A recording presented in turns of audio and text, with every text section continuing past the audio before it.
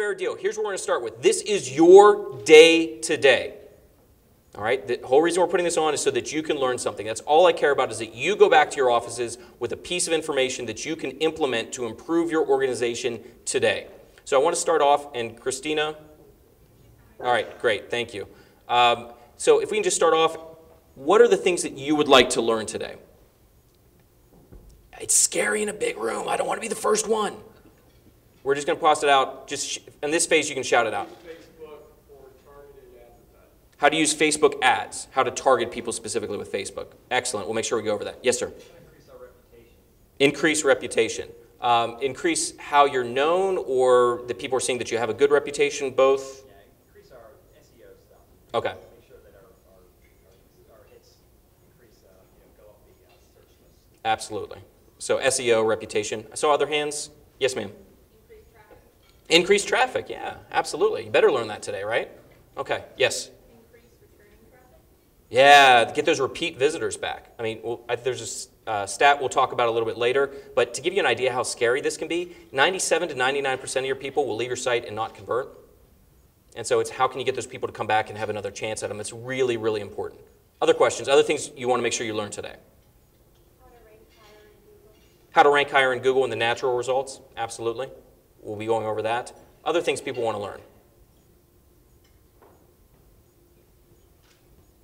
And man, it's like everybody thinks they're in an auction. They're afraid not even to like move or twitch. They're going to buy something if we're not careful.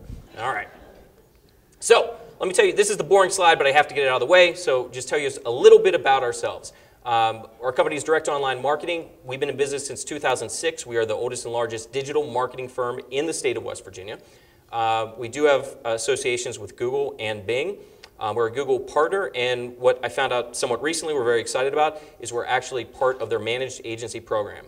What does that mean? It means that we're one of the top 200 digital agencies across the world as a partner. So that's what you get when you work with us, is we have special relationships with Google. We'll talk a little bit more about that, but if you need help, that's kind of what we know. And what we focus on is driving targeted traffic to your site and helping you convert that traffic. That's what we do as a company for you. I've been recognized for 3 years in a row as one of the top 25 most influential people in my field in pay-per-click advertising by an outside organization. I am also a member of the West Virginia District Export Council, so if anybody's out there is exporting, that's a particular passion of mine. And then we've helped clients sell to over 100 countries around the world. So we also help people that are just trying to sell in their own backyard. Don't think that we can't help you in those instances, but we do have the capability to put you in Zimbabwe if that's where you want to be. All right. So let's look at this. We live in a multi-screen world right now. And so I'm not going to read all the stats for you, and we can get you a copy of these slides as well. But this is the world that we live in. Average amount of time on all of these, if you can see, is we have 17 minutes on a smartphone. That's per session that person's going to spend on it. It goes up as the devices get bigger, and I apologize that I don't have a phablet slide in here or depiction. But once we get to the tablet size, it goes up to half an hour. We go to 39 minutes if we're on a PC, and we go to 43 minutes if we're in TV. And the other thing that you have to understand as a consumer, as a business owner, or somebody in an organization that does marketing, and I think you know this especially if you're of a younger generation or you have kids in the house, people don't watch on just one screen anymore. Watching on TV, and then they're interacting with everybody on their phones or on their laptops or whatever. So it's not just one screen, because apparently that's too boring. All right. So, a few facts for you. Smartphone penetration, over 2/3 of the United States. So 2/3 of Americans have a smartphone these days. The vast majority of phones that are being sold in the United States are smartphones and give that rich experience to people. And then this one was really interesting. Over half of the amount of time that's spent on retail sites is actually being done on a mobile device. Here's where I'm going to get you a little bit scared. Mobile's really important. I'm not smart enough to come up with the stuff on my own, so I rely on Google, and this is what Google's been beating down on us for a couple years, is how important mobile is. 71% of people expect that your site on their phone will load as quickly or more quickly than it does on their PC. Fully one third of people, if they have a bad experience, it doesn't load for them properly, they're going to go to your competitor's site. And the one that's scariest, almost 50% of people, if they have that bad experience, they can't find information, on your site will never come back. That was your first chance. That was your introduction. And then people said, I'm not going to come back here because you have not met my expectations. All right, so what do? You have 3 choices. That's 3. I have a thing in my hand, makes it a little more difficult. Choice number 1, you can get a mobile-friendly site. That's where you would go and see m.yoursite.com or something like that. So you've designed a site specifically for the mobile experience. Your second option is that you can have a responsive website. What that means is that your site's going to load and look great no matter what device the person's on, whether they're on a tablet, a phone, PC, a laptop. The third option is losing customers. We're not just talking about, San Francisco high-tech corridor right now.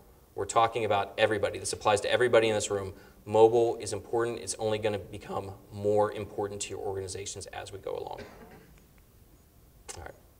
All right. This is my stop, do not pass, go moment of Monopoly. How many people, show of hands, have analytics on their website? Oh, that's good. How many people have, does anybody that does have analytics have something besides Google Analytics? No. Oh, man, you just made Michael and Wyatt so happy to see that. That's awesome. Analytics is web reporting. If you do not have analytics on your website, go back immediately. Google.com/analytics. Go and sign up for an account. It's free. There's absolutely no downside to doing this. You're going to put a little snippet of code on your site, and you're able to measure what people are doing. So go back to the show of hands. One more time. Everybody has the analytics on the site? Let me see your hands. All right. How many people now, keep them up. I'm turning into a dictator. I apologize for that. How many of you regularly review and know the traffic on your site? Pretty good. Okay.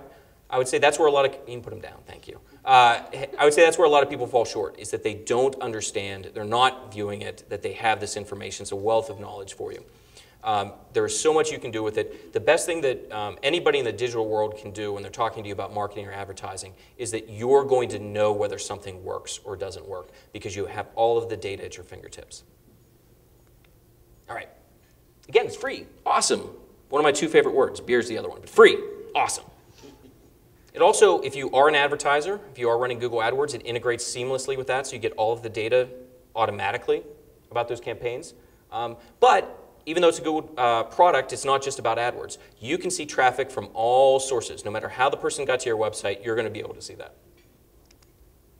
All right.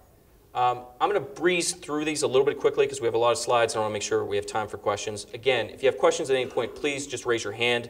Throw a shoe at me or something if I don't see you. We'll make sure we get those answered. Number one thing here, I think the coolest thing where people really get hooked on this is the geography section of analytics.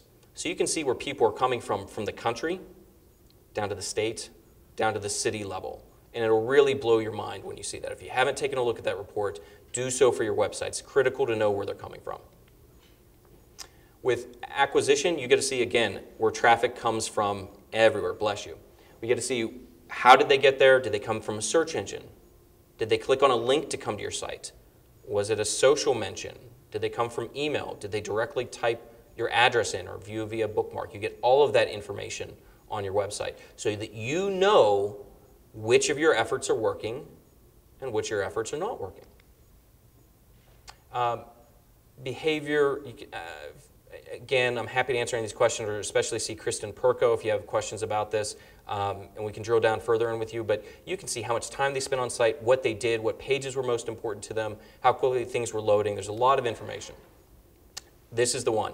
So I'm going to ask you, if you are taking notes, whether you're doing it physically or if you're doing it on your tablet or your phone, this is what I'd ask you to write down. You have to understand conversions. What's a conversion? A person did something that you wanted on your website. Maybe that's they bought something. Maybe that's they filled out a form. Maybe it's even, hey, I'm a publisher and I want to know that they spent at least 5 minutes on my site because that's how long, that's how I can sell advertisers and get them to buy ads on my site. Virtually anything that you want to set up, you can set up as a conversion.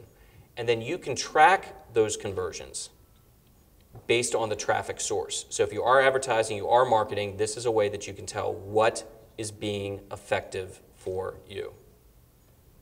Is anybody e-commerce? We tried to look at everybody's site, but I don't, anybody selling directly online? A couple people. If you do this, really look into e-commerce tracking. It'll tell you exactly how much is sold, and again, they'll do it by traffic source and geography and all those things as well. It does require a little more technical setup, but e-commerce tracking within Google Analytics is awesome and worth whatever time you have to put in to do that. All right.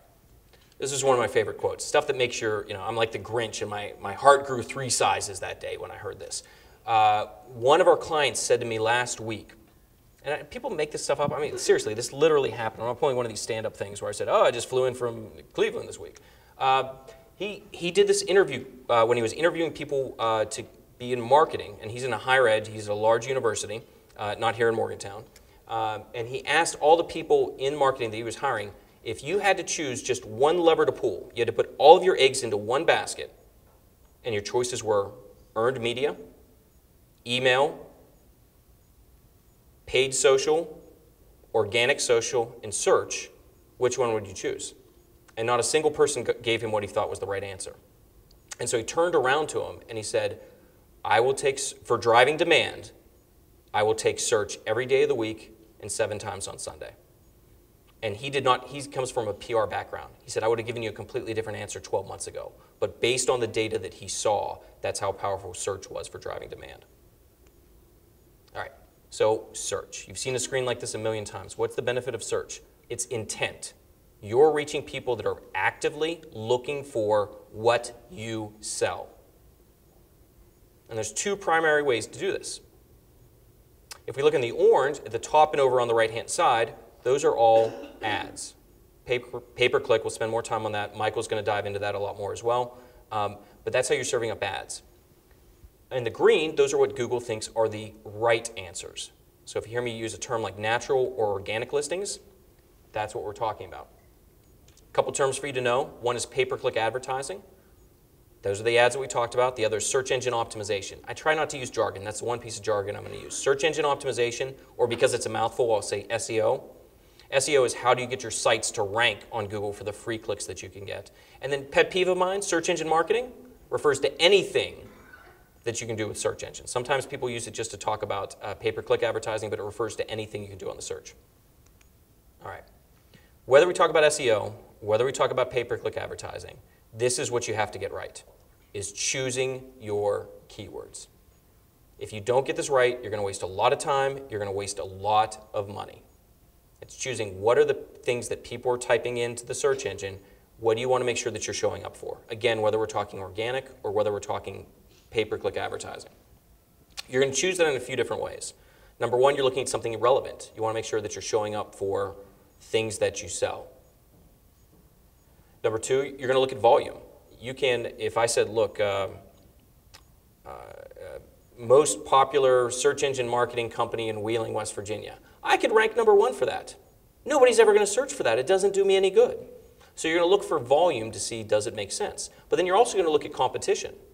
So if you're in the mortgage industry, and I know we have insurance people here as well, insurance is kind of the same thing, you're just not going to rank for mortgages. You might advertise on that, but you would never want to try to get SEO. You would not try to get the rankings for mortgages because there's too many national players that have put a lot of money into this. And then finally, look at your data. What are people converting on? So we talk about ego keywords a lot. An ego keyword is when you say, man, I got to rank number 1 on this, or I got to have my ad show all the time on this. You may very well. You may not. Point is, look at your data. Is it important to you really? You can find all that out. So try not to be too rigid. Remember that the way we all talk about our businesses internally with our staff is typically not the way that outsiders talk about our businesses. So that's really the key is, what are the ways that they're talking about it? I always like going to somebody that's a friend or somebody else that matches the demographics of my business and just say, hey, if you were typing something in, what would you do to find us? And see what they say. That's a great starting point for you. Any questions on keywords? All right. So how does pay-per-click advertising work? It's all based on keywords. You're telling Google what you want to show up for. And then not only will you show up for the keywords that you give them, they will map you out to other phrases that are related to make sure you show up for those. quick show of hands, and I promise not to do too much more of that. How many people are running AdWords right now? A few people. I would tell you people that are doing this, and anybody that's thinking about doing AdWords, your best friend in the entire world is negative keywords. Are negative keywords? Negative keywords. A negative keyword means that if somebody includes that as part of the phrase, Google will make sure that you don't show up. So you might take free as a negative keyword because somebody looking for, if you're a photographer and they're looking for free pictures of something, that doesn't do you any good.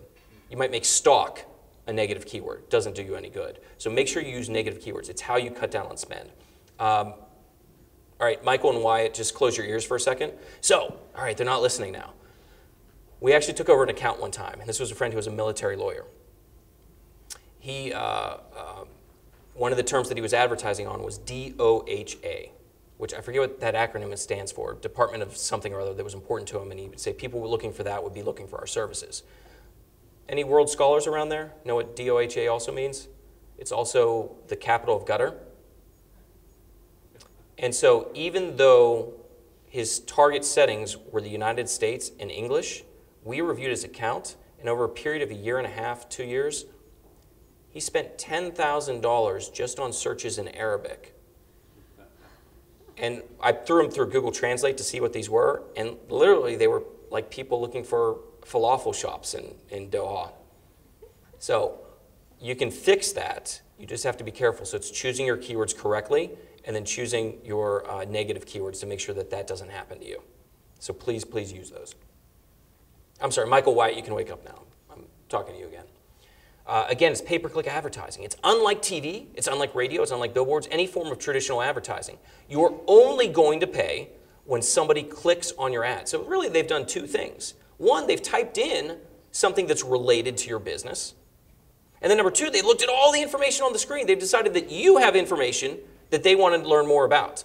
And that's the point you'll pay. You might pay a nickel, you might pay $500 or more per click.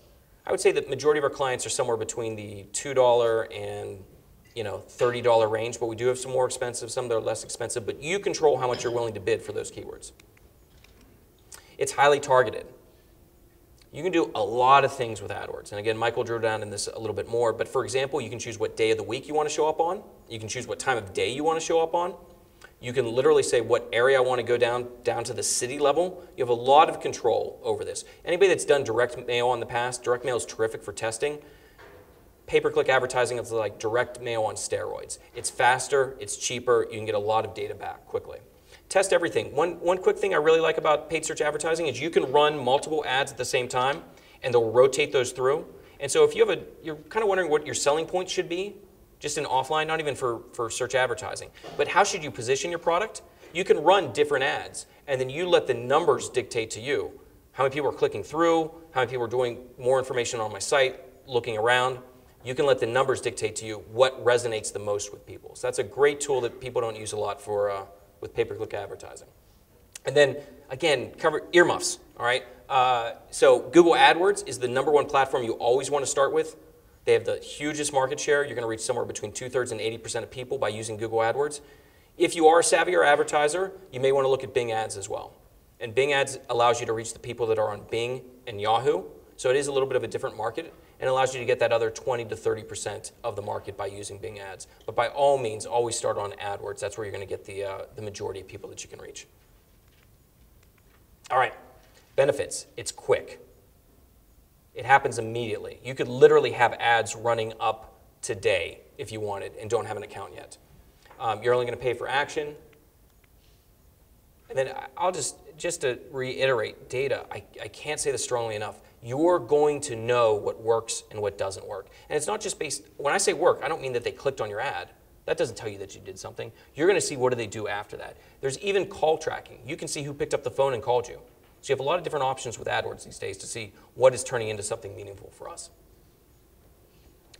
Moving on, unless any questions about PPC, pay-per-click? All right. E-commerce advertising, I would start with Google Shopping. For those people that are doing e-commerce, talk to us a little bit afterwards because it's only a small portion of the room. I'm not going to talk a lot about it right now. But Google Shopping is your best friend in the world. Huge ROI on Google Shopping. Those are the ads that if you look, you're doing a search for a product, you see ads that are in the upper right-hand corner. There's a picture and a price associated with it. those are Google Shopping ads. I can't stress that highly enough, how much those pay off for our clients.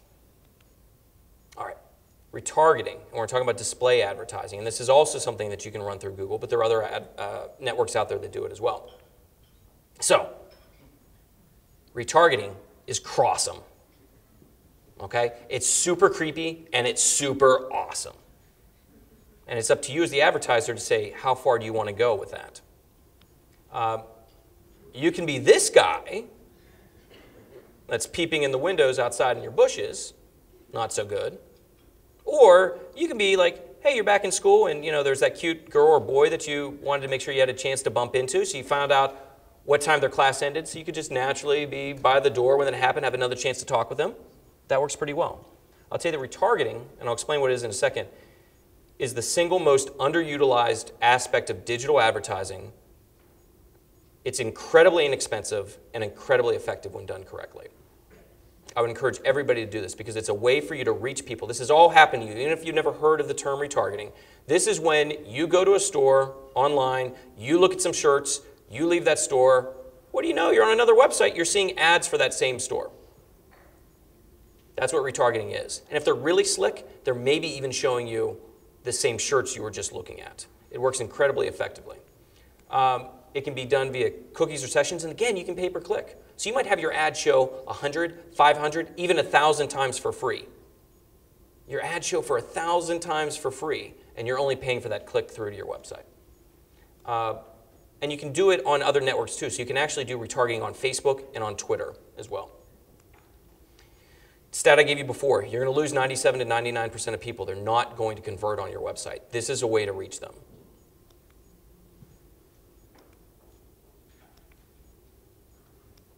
And I would say if you're going to run it, be careful. I think this has happened to everybody where you just can't get rid of those people and their ads showed you all the time and you get so frustrated and you just want to throw your computer through the window. Don't be those people. Don't be those advertisers. Put controls on it. Say you only want my ad to show 5 times a day, which means they might only see it once or twice a day. Be those people. Be a good person. All right. Switching over to search engine optimization. How does Google work? Why do they choose this? I get so many people that are so mad. They're like, look, my competitor ranks up there. They work out of a garage. I've been around for 60 years. Why does this happen? Google's so stupid. Well, how does it work? What's Google do? It's also based on keywords. You get free clicks is what we're talking about here. You don't have to actually pay for those visits to your website. It's based on a giant formula that Google uses. They call it algorithm because they want to sound fancy. But that formula, that algorithm, has hundreds of variables. And those variables change more than once per day. And for the most part, they don't tell you what those variables are. It's more closely guarded than my hero. Where is he? Colonel Sanders, his herbs and spices. Literally, nobody at Google knows the entire algorithm because they don't want people to walk away with that. So their engineers only work on tiny snippets of it, so nobody could do that. But we know those algorithms are based on 2 primary things. Number 1, authority. If Google's going to send somebody to your website, they want to make sure that you're talking about the thing that they're searching for. Makes sense. It's a good user experience. But the second part, and this is where companies fall short a lot of times, especially on this side, is on the credibility side of things. Google's looking, how do they know you're not some crazy glue sniffer just saying that you know a whole bunch about this subject? They look for third parties to independently vouch for you. And the way they do that is by links back to your website. So getting those links back to your website is how they can say, yes, this is a credible website, somebody we want to speak with.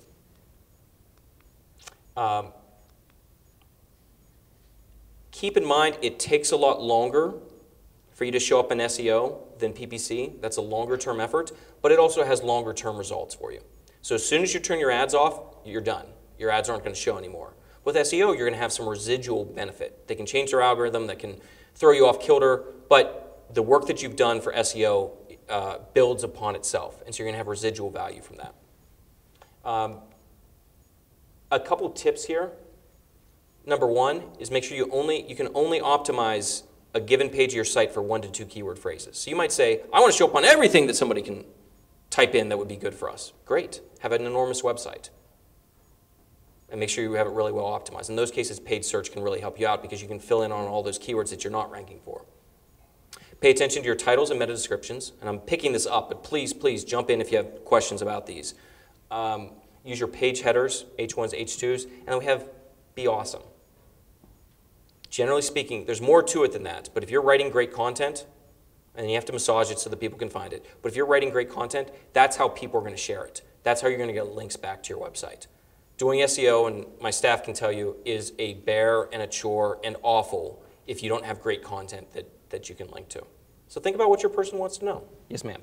What would be the best way to put in your titles on any type of photos or anything that you're putting in? So on photos specifically, there's a tag called the alt tag, ALT tag. And the reason that came about was that people could label it for people with vision disabilities, and they could have a reader tell them what the picture is supposed to be. So alt tags are still very useful and I would use. Don't keyword stuff them. I wouldn't make your alt tag like 8 words long. I would make it descriptive, describe the picture, use 2 or 3, but absolutely, if you can use that keyword in there, alt tags are your friend. And those go for videos too, not just pictures. Great questions. Other questions? Yes, ma'am. So, and we'll see if I can hop over to the internet, and anything that we don't get through, we'll make sure we go with you afterwards. Generally speaking, on most browsers, all this is starting to go away, you have in the upper blue part of the browser, it'll have some words up there. That's typically the title tag. You can also look and do it, if you look at the computer code behind each page, you can do a Control F to find title, and that'll tell you that. But the title is the description of that individual page. And one of the areas where we see people fall short is a lot of times if they have any title tag at all, they might have one title tag for the entire site. You need to have a unique title tag for every individual page of your site.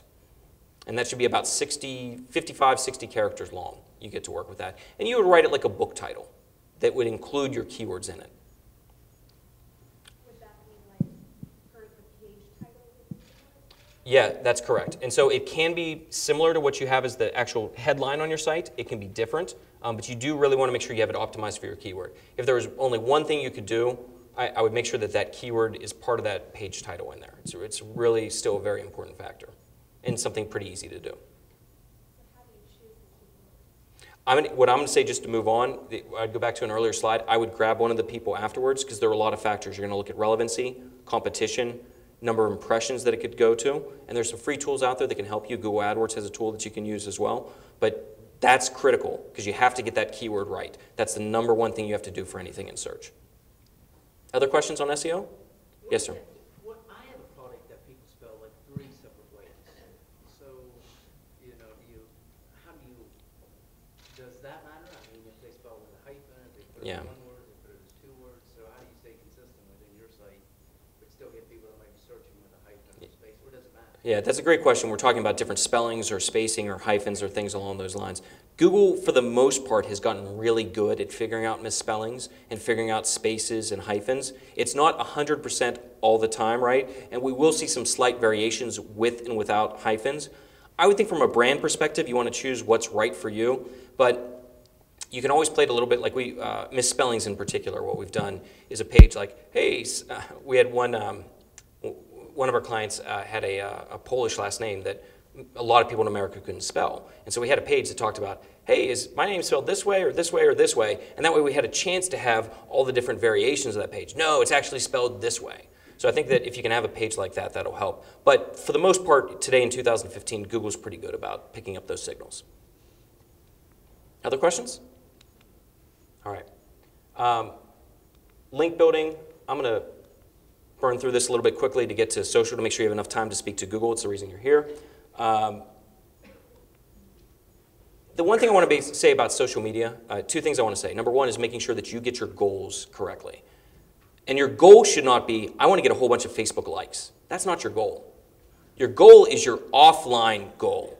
And then you tie that in. Now, Facebook likes can be a metric that's important for you to measure to track your progress. It should be. It helps you with reach. But it's not your end goal. And then number 2, if you're not on social media right now, or you're on one place, start with one platform, and always choose the platform based on your demographics. That's going to dictate which one you should be on. Facebook's not right for everybody. Twitter, Instagram, I say that every time. Pinterest, Instagram, they're one platform for me. YouTube, StumbleUpon. You can always choose which one is right for you based on your demographics and which one you want to go out with. talk about advertising, because I think this is the thing that doesn't get talked about as much, is the advertising side of platforms. Oh, it didn't come through.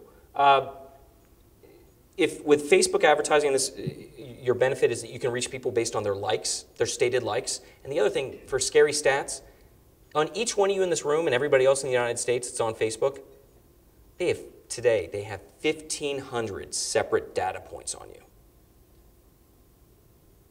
Yeah, 1984, right? That includes, what kind of car do you drive?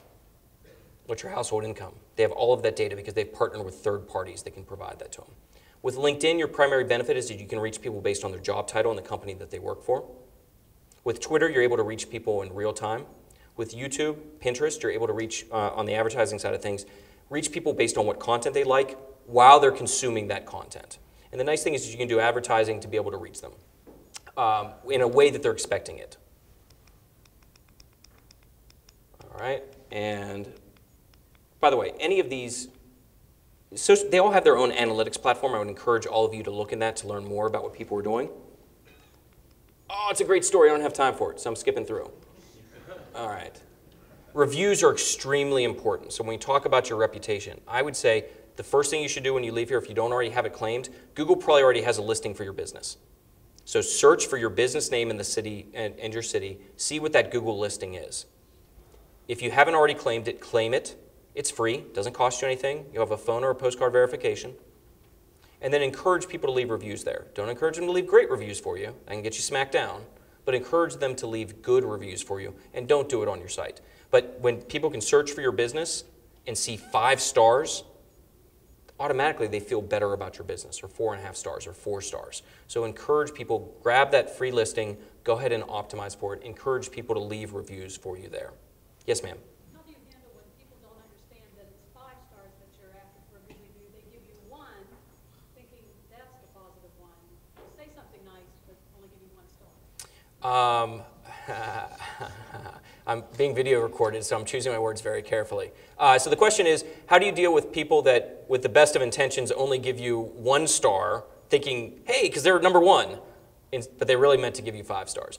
The nice thing is once you claim listings on almost any platform that has that kind of feature, you can reach out and respond to those people. The majority of them you can respond privately as well. So if you know it's a customer that did that, you'd be like, hey, thanks, really appreciate it, but would you mind going back and editing this? Or deleting, and that's kind of your best shot, and sometimes that's all you can do. So, yeah, not a lot. So choose smarter customers. I'm sorry. All right. And the last thing, I'll give you this quick story, and then I'm going to turn it over to Michael. So my wife and I, for our 10th anniversary, we decided to go over to Istanbul. We're really excited for that. We had no idea what we were going to do. So she went to TripAdvisor, and she typed in things to do in Istanbul. That's my wife in the middle, by the way. I hope you could figure that out. So what are we going to do? She found something that was the #1 ranking called The Other Tour of Istanbul. And so we go over there, and we had a great experience, and it was amazing. We talked to the brothers that are doing this, and we said, by the way, how'd you start this? They turned around, they went to American Backpackers, and they said, look, we'll give you a free tour of Istanbul, the things you really want to see. All you have to do is leave us a review on TripAdvisor. And within a very short period of time, they were #1 and just overflowing with business. Now, the flip side of that is they had a very young brother who had an interesting sense of humor. So he's the kind of guy that when you would have the Southern Baptists come through, he would think that would be appropriate to make religious jokes. And so very quickly, they went from being #1 to off the first page because people started leaving them negative reviews. So don't think this is a one-time thing. It's something that you're going to have to manage on a constant, consistent basis to get those rankings to make sure that you show up for them. All right, and that is it. So we have all our contact information. If you want these slides, we can get it. And any questions before I...